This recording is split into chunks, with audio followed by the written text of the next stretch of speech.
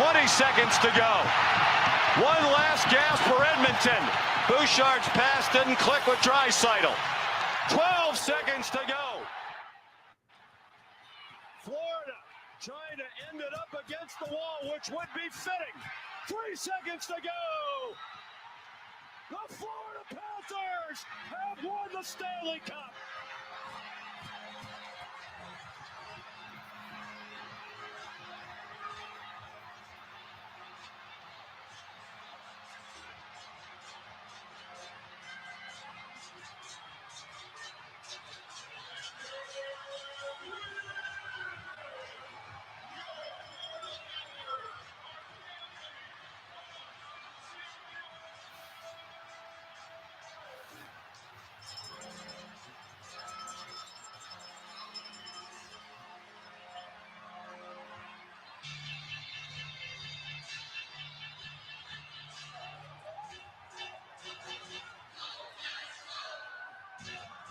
For the first time in their 30-year history, the Florida Panthers are Stanley Cup champions. They made it about as hard on themselves as they possibly could, battling a valiant Edmonton team that had rallied from adversity all season long. And Paul Maurice, coaching lifer, 30 years in the National Hockey League, has his Stanley Cup.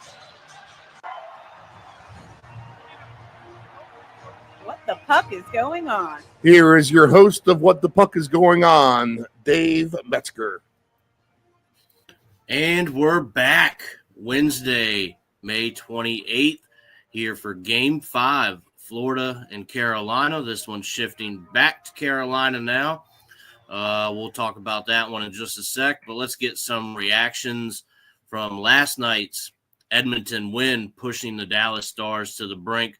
That game 4-1. But, Steve, the score there doesn't tell the whole story, I don't think. That game was a lot closer this time around. I think what it comes down to, in my opinion here, Dallas not taking advantage of their opportunities. They had some, couldn't do it, while Edmonton, quite the opposite, taking every opportunity of what they're getting. Very good on the power play. I believe they went 2 for 3 on that. But Steve, what are your reactions from last night? You know, I thought Dallas was, I thought it was going to be different this time around. Now it's kind of hard to stay on that ship as they have a monstrous mountain to climb, in which I don't think they're going to. Yeah, it's going to be a tough one, Dave. And where Dallas kind of lacked that just moment to really try to get them over the top of Edmonton. The Oilers were able to kind of dot their I's and cross their T's, to use kind of a cheap analogy, and were able to kind of hold form at home. For me, I'm going to be a happy camper on that one, Dave, to be honest. I'll give you guys a little story here, since we had a multi-sport, no-risk token for $100 available last night. So basically, essentially a free play, and we tried to set it up for a big payout. So it's $100 to win, I think $5,300 at the end of the day. And the plays were this: Edmonton -2.5. So those two late empty net goals, and I was thrilled to see Dallas pull their goalie with well over 2 minutes left, closer to the 3-minute mark, really. Maybe they pulled him a little prematurely. Very early, I thought. But for me, it worked out. So we were able to cover the 2.5. Our baseball pick early on were the Mets over 5.5 total team runs, where they got the 6 runs with 2 outs left in the bottom of the 8th inning and a 4-run lead. So that was their last at bat, able to get a single home by Lindor to get the run. And then we needed the Pacers to win by 8.5, and they won by 9 on their free throws late. So think about that for the first 3 legs.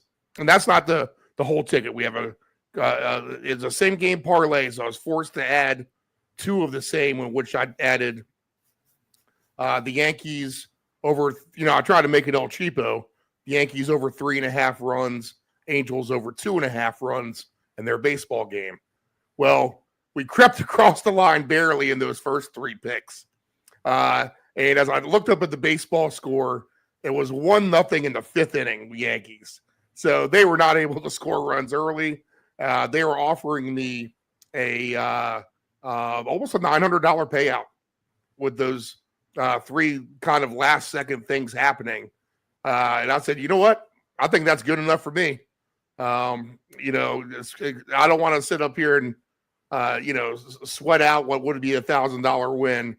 And I get it. If the Yankees and Angels blow things up, I'm going to pay my price. But, fortunately or unfortunately, I probably shouldn't be in that scenario in the first place.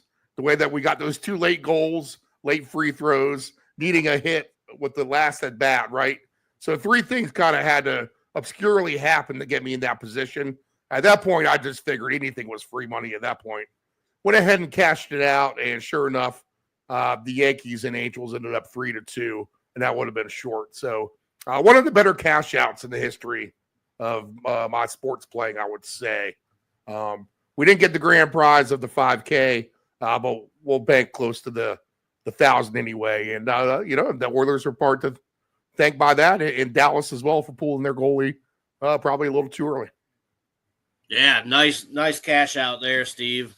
I probably would have done the same thing because you know what, Dave? I mean, you just hope for the offensive explosion early in that late baseball game, and you don't make it a question. Once it was a question in the 5th inning, and they made it scary late, that's for sure. But I thought that was a smart move and executed at the right time. Well, it's not a bad idea there to cash out, Steve. There's been a couple that have slipped right through the cracks, could have made some money.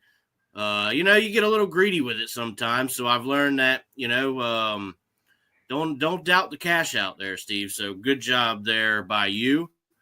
So let's try and run that back this evening, Steve. We got Florida in Carolina, game 5. To me, Steve, I don't know. Maybe Carolina gets one more, but is it going to be sustainable for them to play that game for 3 more games? That's what they're going to have to do, and they got to win out. I don't know, Steve. I don't see it happening. I think Florida and they're getting, I think, 3 players back in Reinhart, Mikula, and Greer. So maybe some guys that you didn't see in the lineup are back. And that's just going to help their cause, Steve. Over-unders 5.5, minus 125 on the Panthers money line, plus 105 there for the Canes. But here's something that I like. Florida by 2 at plus 195. So that's the puck line at minus 1.5. I think that's pretty enticing, Steve. That may work its way onto my slip here this evening. But what are your thoughts here? Does Carolina have enough in the tank to actually make this interesting? I think we get back to goals here on both sides, because Carolina is going to put up, again, a Herlichian effort here at home with their backs against the wall. And you got to figure they're going to get on the scoreboard one way or the other. And I think Florida had learned their lesson in the Stanley Cup. Now, I was thinking about this too, Dave. It's a little bit opposite from the Edmonton series in the Stanley Cup in terms of Florida, if they were to give up the 3-0 lead. Because they had the 3-0 lead that they let vanish, and they were home for game 7, correct? Yes. So that would be kind of the opposite. We have game 5 here in Carolina. Game 6 would be back in Florida, and then game 7 would be back in Carolina. So obviously they got to get this one, and then the key one is on the road there for Carolina. Well, they're all key at this point. I mean, there's no dumbing that down. But if they can just get the next 2, then they have that game 7 at least on home ice from the Hurricanes' perspective. I think you get a huge effort from them at home tonight. I don't know if it's enough. Florida, again, is just a totally different animal when it comes to postseason hockey, and no one's been able to really prove to be able to hold them down here in the last couple of seasons. But I think we get goals. You're getting plus money over 5.5. I think we get there easily. And if you count empty netters, like again, we have a couple last night. Now that was just a 4-1 win because Dallas wasn't able to hold up their end of the bargain. You got to figure Carolina's good for 2 or 3 goals tonight on their own. But does that mean Florida scores 5 or 6? I mean, that very well could be the case. So I would look at the over in this game. And if you wanted to climb the ladder a little bit on that with the alternate total goals over, I think you can and get a couple cheap ones late. But if you're looking for just one base play, I think over 5.5 at plus 112 is a very, very nice number. Yeah, Steve, I love the over. As soon as I opened it up, as we were setting up, taking a look over things, I saw the over 5.5. And I love playing the over 5.5, Steve. You know me. That's always been my play. The 6.5s are when I start to kind of back down a little bit. But give me a 5.5. I love it. I definitely think we see some goals as well tonight, Steve. I'm going to look at these guys for Florida to get it done. The difference makers. Reinhart, Verhey, and Marchand. Those guys to score.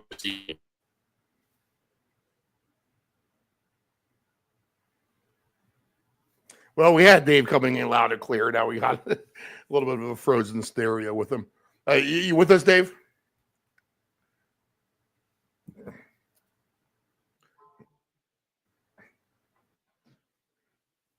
And we got him, I believe, just lagging here a little bit. So we'll see if this corrects itself in a second.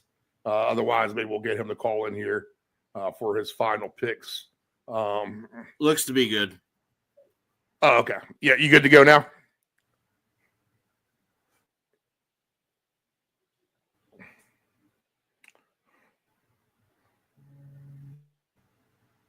Yeah, all right. So we'll go ahead and boot him off, and we'll get to things. I'll tell him to go ahead and call on in, and then we can get his final take here in a second. But for me, I do like this over 5.5. I think we get plenty of goals tonight. He was talking about his goal scorers. And probably got you loud and clear now, Dave. You okay? Yeah, can you hear me now? Yep, sure. So yeah, I heard your 3 goal scorers: Verhage, Reinhart, and who was the other one? Marchand, I think, are going to be your 3 players tonight. And that's a good one. What's your payout on that? Let's take a look here. If these guys get it done, we're adding, and I'm looking at 36-1. All right, so Verhage, Marchand, and Reinhart. Wow, I'm getting 44-1. So I'll go ahead and throw a 10 spot on that. Yep, I'll throw a 10 spot on that. And I'm going to stick to my 2 long shot guys who have a chance here.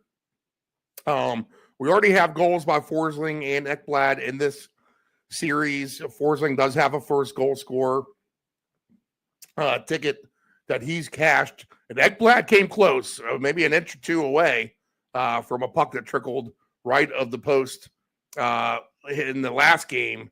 But if I'm going to stick with Ekblad and Forsling, then I'm going to get,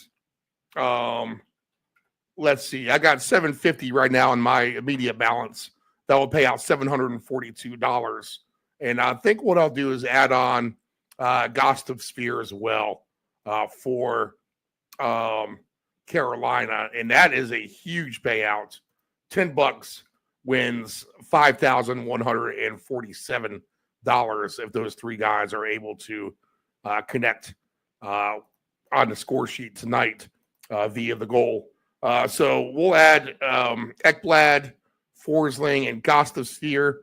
I'll go ahead and throw $10 on that, and we'll try to hit a nice $5,000 goal scorer parlay to really make these playoffs beyond satisfactionable if that's even a word. Satisfactionable. It sounds like a word. It does sound like a good word. But I do like that baseline over 5.5 at plus 112. Maybe if you like the Thunder tonight, you can parlay the Thunder and that over together. Maybe the 2 overs in the 2 playoff games we have available in the NBA. Or if you like something with baseball, I think that over 5.5 is a good combo for anything else you want to go with this evening. Yeah, I agree, Steve. Well, it'll definitely find its way here on the list. So we'll sit down a little bit before this game starts, start looking at some things. But I do like some things that I see there. Steve, I'm going to play that Ekblad and Forsling ticket for probably $10 as well, as it would be an $1,100 winner over here for me. Yeah, all right, nice. Sorry to ask to shop around. You're getting a better payout than me on that. So we do have a couple little. Well, this is these games won't be over by the time the show airs, as we are recording just a few minutes ahead of airtime here. Nothing crazy, Dave, but I do have 2 tickets open right now on baseball. I got the Pirates with Skeens. Skeens was playing at Gallen today. Zach Gallen, 2 good pitchers. But at the way, I don't know if you noticed last night how the Diamondbacks blew a 6-0 lead. Dave, did you see that? And lost. No, I did not. And lost 9-6 to the Pirates, with all 9 runs coming late for the Pirates. Well, the Pirates continued that train today, up 8-0 in the 7th inning, bottom of the 7th with a couple outs here. So Pirates minus 2.5 on one ticket, minus 3.5 on the other ticket, and each of those tickets, I have one with the Marlins over 6.5, one with the Padres over 6.5 total team runs, and the score, lo and behold, middle of the 6th inning is 6-6. So one of them is going to win. Not the biggest of payouts, but that would be a nice little afternoon actually over here. So we'll. I feel like we're getting a little hot, and that all started with the Gustav Forsling first goal last Thursday night. I'll take him again tonight. I'll throw Ekblad on a sprinkle on that as well. Probably sprinkle Gostasphere on that first goal as well, and then we'll hope that we can match those guys all together on an anytime ticket. But for me, the best play over 5.5 goals tonight in this hockey game. Yeah, I love that number, Steve. I think I'm right there with you. All right, Dave, anything else for tonight? No, it should be a good game, good effort from Carolina, but is it going to be enough? I'm not so sure. We're going to find out here in just a couple hours. And we'll talk about the game tomorrow night with Dallas returning home. They will get Edmonton, and they will try to force a game 6 back up in Edmonton over the weekend. All right, so until tomorrow night, 6 p.m. Eastern Standard Time, this is What the Puck is Going On. Good luck, everybody. What the puck is going on?